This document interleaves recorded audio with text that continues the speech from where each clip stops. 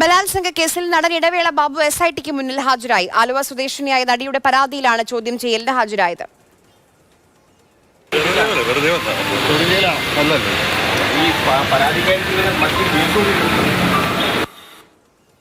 ബിനിൽ വിവരങ്ങളുമായി ചേരുന്നുണ്ട്. ബിനിൽ, എന്തെങ്കിലും സംസാരിച്ചിരുന്നോ മാധ്യമങ്ങളോട് എത്തിയപ്പോൾ?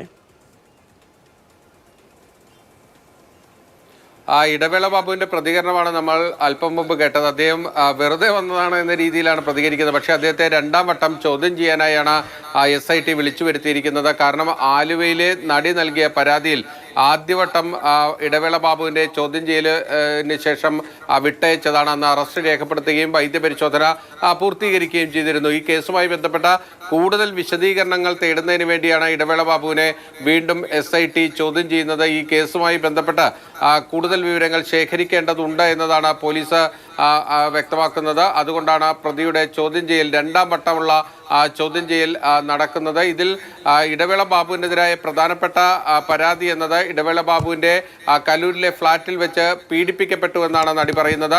അമ്മയിലെ അംഗത്വം ലഭിക്കുന്നതിന് വേണ്ടി അപേക്ഷ നൽകി ആ അപേക്ഷ പ്രോസസ്സ് ചെയ്യുന്നതിന് വേണ്ടി ഇടവേള ബാബു ഫ്ളാറ്റിലേക്ക് വിളിച്ചു വരുത്തുകയും തന്നെ പീഡിപ്പിക്കുകയും ചെയ്തു എന്നതാണ് പരാതി. അതിലാണ് ഇപ്പോൾ വിശദമായ അന്വേഷണം പ്രത്യേക അന്വേഷണ സംഘം നടത്തുന്നത്. ശരി.